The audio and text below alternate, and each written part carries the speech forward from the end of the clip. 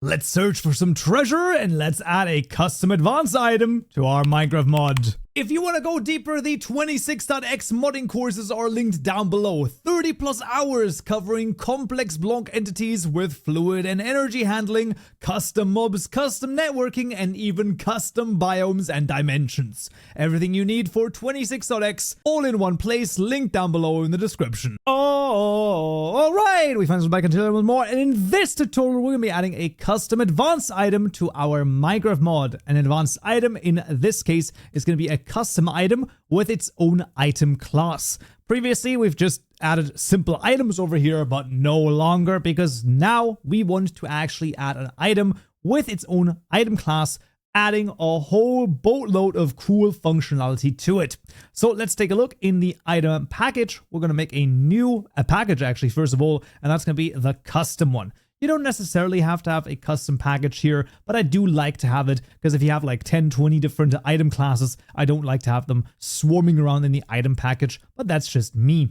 Here, we're going to make the metal detector item over here, and that's going to be real freaking cool. I've used this previously in some really old series over here, but let's just take a look. A custom advanced item will extend from the item class. We'll then hover over this to create constructor matching super. And just like this, now the custom item in theory is already added. Like the custom advanced item class is already created. However, right now it doesn't have any custom functionality. If you're interested in the custom items from vanilla, click on the item right here, Control H will bring up the entire class hierarchy, and you can see every single item class that exists. Some of them might be more complicated than others, so the caution here is definitely, if you're like, oh, I want to make a snowball item, that's all fine and well, but all of a sudden you need a custom snowball, which is a custom throwable item projectile, and it gets very complicated very fast. So just so that you are aware, there are some of them that are a bit more complicated than others, but you can still look at all of those. That's another appeal where Java, of course, is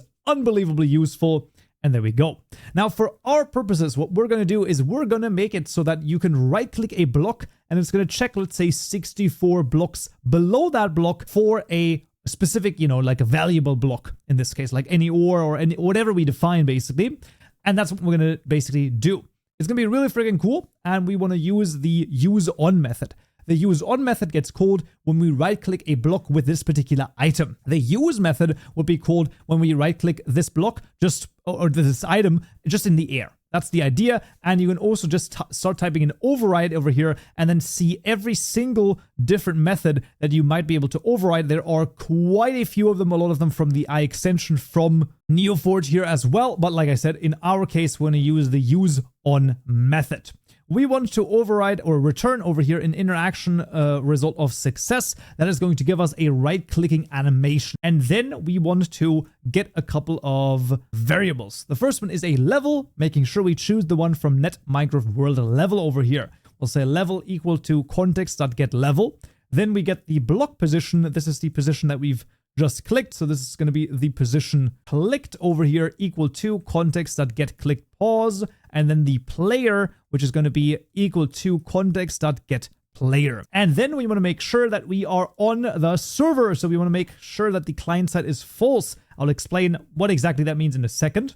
What we want to do is we want to say level.isClientSide, and then super important, add the exclamation mark over here to say that we do not want to be on the client side. This whole thing, so with the exclamation mark, means that right here we are on the server. And the important point about this is that sometimes we have to be on the server. In theory, the client really only does visuals, right? It only really, it renders the blocks, it renders the menus, things like that. It registers when you press a certain key, but the server does anything of value. So setting certain blocks, changing blocks, spawning entities, things like that, that's all done on the server. Now, in our case, what we're going to do is we're actually just going to loop through the blocks below our block, and then we're going to output the coordinates if we find something and say that we didn't find something. Well, we're going to output basically that we didn't find anything. Let's just take a look over here. Idea here being, we're going to start off with a Boolean. So we found block. This means that we found a block that is valuable, and we're going to make a for loop. So this for loop goes from 0 all the way to I is bigger or equal to position clicked dot get y plus 64, and then I++. We're basically going to count from the position that we just clicked and add 64 to it. In theory, you could also change this number. Let's say you have different levels of metal detectors. You can theoretically do that. You could also expand it in X and Y direction if you so choose to. There are a lot of different ways that you can deal with this, actually. So it's a very interesting thing to do. Now here, we're going to get the block state of this. So this is the block state, and we're going to get this via the level.getBlockState at a particular position, which would be the position that we clicked, and then below passing in I over here that we're counting up in this case. So each I that increases, we're basically going down one more Y level until we basically reach the bottom of the world in theory, and that is going to check us whether or not we find a valuable block. Now, what does it mean to find a valuable block? Right now, we don't care. So this is a way of programming where you can say, well, I just want to know if this block state is a valuable block. What that means right now, I don't care. It's just going to be is valuable block.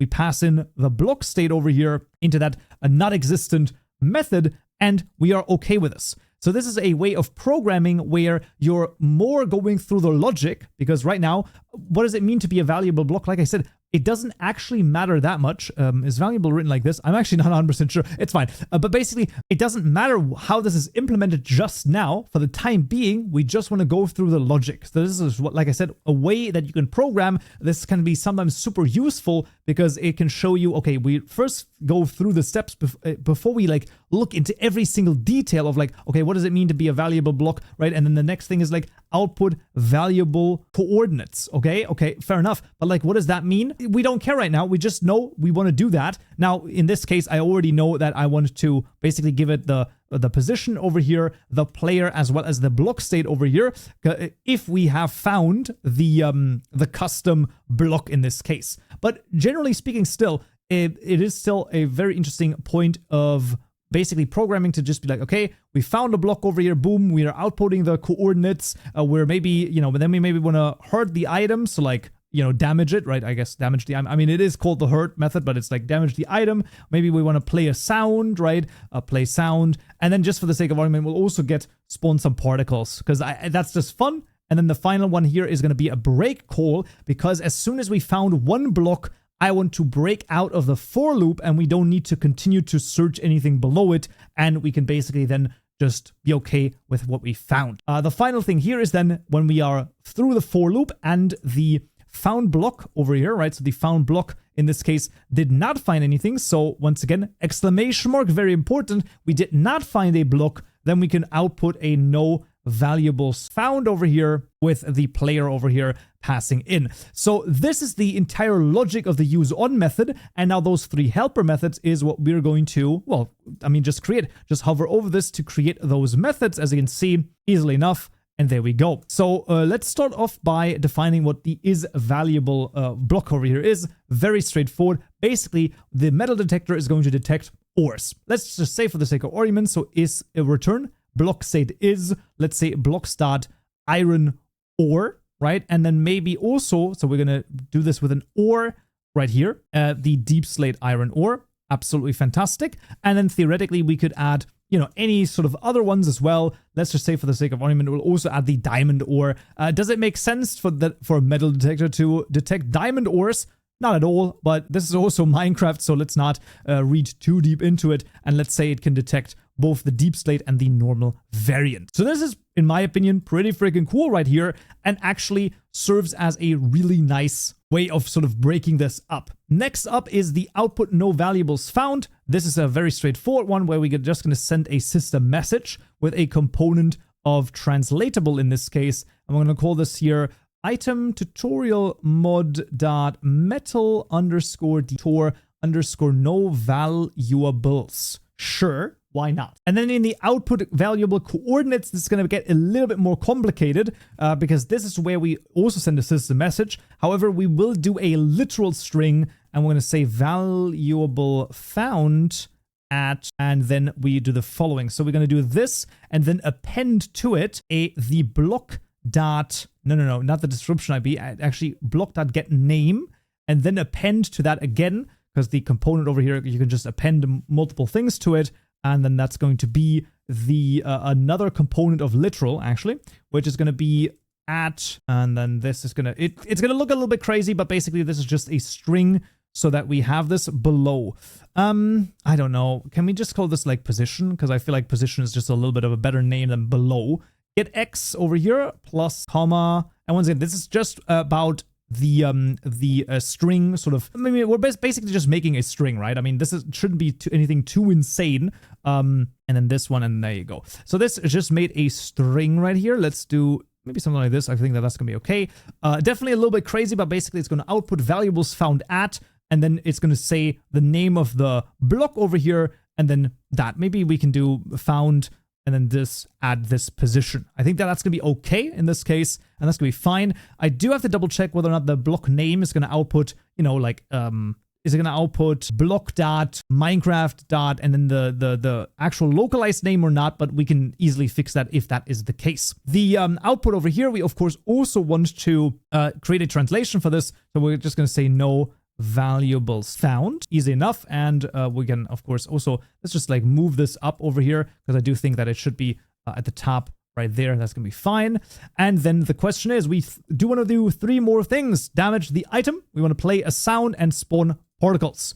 Damaging the item is very straightforward. We want to get the item in the hand, so this is context.getItem in hand. We call the hurt and break method, and here we can call it either with the server level and the player over here, or in theory, we could also call it via this over here with the owner. This one right here should also work totally fine. Yeah, we're just going to do that one. I think that's going to be okay. So this was going to be of amount of 1. Then we pass in the owner, which is the player over here, and then the interaction hand, which we get from context.getHand. Very straightforward. Now for the playing of the sound, this is very important. So there are, in the play sound, you can see there's multiple different methods. Now we can play a local sound, but the issue on the local sound, I mean issue quote unquote, is that this is only implemented in the client level. However, we're not on the client because we specifically made sure that we are on the server with this. So what we actually wanted to do is we want to play the sound method with the play sound, and we can use any of those, but you can see that the first call over here, the first entity, is the except method, meaning that we're gonna give this to everyone except this particular entity. But this is a nullable. If we take a look at this, nullable, meaning that we can just put in a null over here and then we'd be fine. So then we can say the position clicked over here, that's going to be the position where this is going to be sounded at. Then the sound events, so let's say we're going to use the amethyst block chime. I think that's actually pretty good, with the sound source of blocks with a 1 and a 1 for the pitch over here. So this is how you would play a sound from the server. Very importantly, if we are only on the server, then playing the sound method over here is going to send this to everyone around as well. And it's also going to send this to us as well. Usually, if we call the play sound method, this could be called on both the server and the client, because the use on method gets called once on the client and once on the server. Because all of our logic is within the server right here, we are basically only calling this once in this instance. And that is why the playing right here is slightly different from how you might see it before, because if we were to add the player right here, it would actually play for everyone but us, once again, because we don't call this locally, so we actually do need the server to send us a packet. It sounds a little bit crazy. It might even sound a little bit like I don't even know what you're talking about. It's totally fine. The server and client dynamics, you will learn those over time. That's just a thing that you just have to get into the weeds and then basically understand this. Here we're going to do the spawn found particles, where we're going to actually pass in the context, the position clicked, as well as the block state. Do we need the context or just the level? I feel like we just need the level over here. I think that's going to be fine. And then we make that method. Now, in this case, I will actually just copy over the contents of this. Idea is that what I want to do is I want to basically spawn particles of the block that we've just right-clicked. And I want to spawn quite a lot of them. So you can see, yeah, there we go. That's going to be the level. There's, of course, the level here. No, this is the level, server level. And of course, to send the particles here as well, we want to use the server level. So if we were to use the normal level, you can see we have the server level and the level. The level itself, if I look at the particles right here, we have add particles, but the send particles, as you can see, is only available on the server level. So the adding of the particles would make it local, right? So then only I can see the particles. But in this case, right, via this right here, when I use the send particles, now if someone else stands next to me, the particles will be sent to everyone around there. That's the whole idea. Now, this is just some, basic math. It's just going to make it so that it like springs up in a little bit of an interesting way, basically. That's all that this does, basically. So nothing too crazy. The positions, the reason why the positions are a little bit different is that the X, Y, and Z coordinates are always the bottom right, I want to say, of the block. And the idea there is that if we push them by half a block into the X and Z direction, it's going to center it into the block. And then if I push it up by 1, it's going to then also center it in the middle of the block as well. And then the cosine and the sine here are just so that it makes a circle. It's just going to look pretty interesting over here. When it comes to particles, you can make super cool, interesting things. This is just one example of this. But yeah, generally speaking, that is the metal detector implemented. As per usual, the code is available to you down below. But we're not done quite yet because, of course, what we need next is, well, we need to actually register the item. So for this, we're going to go to our mod items class and we're going to make a public static final deferred item of type item. So we can still make this of type item here. And this is going to be the metal underscore detector equal to the items dot. And this time the register item method, the name is going to be the metal underscore detector. The second parameter is going to be the properties. You can see if you start typing this in, it's going to suggest this lambda over here. And then we'll make a new metal detector item, passing in the properties. And let's say, for example, giving it a 64 durability. And you can even see there are other ones that we could theoretically use in this case, though the durability is going to be fine and everything I need. And then we go through the same stuff that we always have to go through when it comes to items. We add it to the creative mode tab right here. This is the metal detector. So there we go. Then in the item models right here, or in the models generally speaking, this is the metal detector as a flat item. And then the translation for the name. So obviously we have the translation for the no variables, but we also need this for the metal detector. There we go. Absolutely fantastic. And the final step is the texture. This, of course, will also be available to you down below for download. And there we freaking have it, a custom advanced item. Pretty freaking cool. I'm telling you, I highly recommend you get this working once, right? I mean, even, copy over the class, get it working. And then from there, you can go in and just go wild. Change a couple of numbers. I don't know, like just play around with this. That is one of the best ways to really immerse yourself in this, because that's the best way to learn anything in this instance. So let's run the data gen so that the metal detector gets its JSON files. And once that is through, well then, let's jump into the game and see if it works. All right, friends, we're back in Minecraft and let's take a look. The metal detector here has been added. And if I right click, no valuables found. Well, let's try to find some. There we go. There's some. And you can see this is the basically valuables found, deep slate iron ore at this position. And you can, I mean, it might be a little bit hard to hear. Let's, okay, entities, can you like, where is this? Mobs, no, mobs, just like, okay, there we go. Let's just, and then look at that. So when I find this, then you hear it and you can also see it. And this is really freaking cool. Now, of course, I can use it however often I want because I'm finding it. So you can see there's a couple of other ones here as well. Oh, there's a big vein right here. That's absolutely fantastic. There we go. And of course, now it's going to decrease right here. There is a point in probably changing it so that the damaging of the item happens regardless of if you found the item or not. I feel like that's a pretty fair statement, but generally speaking, still, it is really freaking cool. And that is, in this case, the custom advanced item added to Minecraft. Pretty awesome, man. Pretty awesome. As I said before, all of the code is available to you down below, but that's going to be it for this tutorial right here. I really hope you found this useful and you learned something new. And next time, we'll talk about advanced blocks. Until then, so, yeah.